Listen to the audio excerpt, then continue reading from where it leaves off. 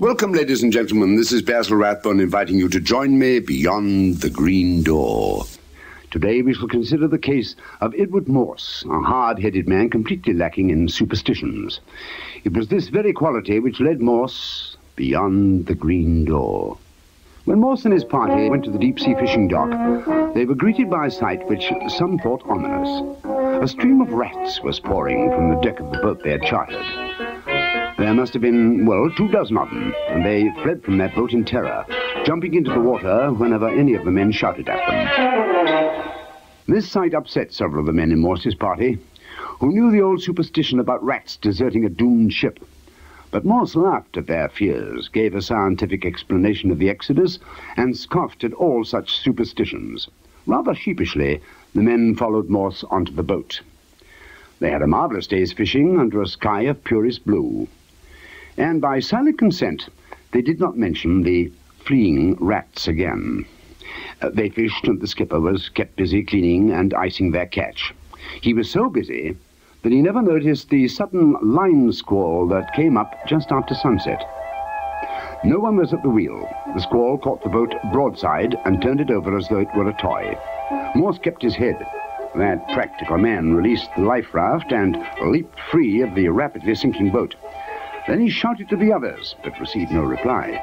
Those who had been below decks with the skipper had been carried down with the ship. The men on deck had panicked and tried to swim 5 miles to the Jersey shore.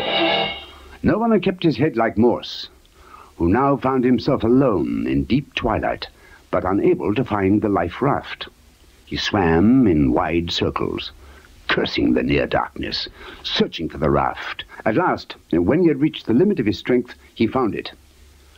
Wearily he climbed aboard, but when he reached for the paddle, his hand encountered, instead, a small, writhing, furry thing.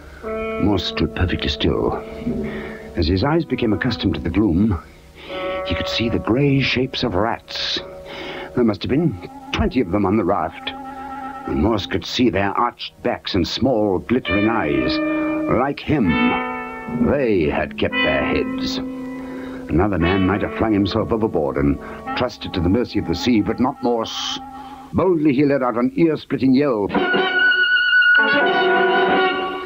loud enough to frighten the rats off the raft, just as he had frightened the other rats on the pier.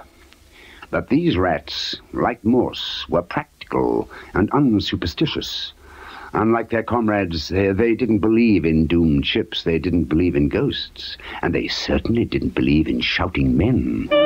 For without hesitation, they flung themselves at the defenseless Morse, aiming particularly for his throat. And as Morse went down under an avalanche of biting mouths, he realized that an unsuperstitious man is a menace to himself and his friends, while an unsuperstitious beast is a menace to all mankind.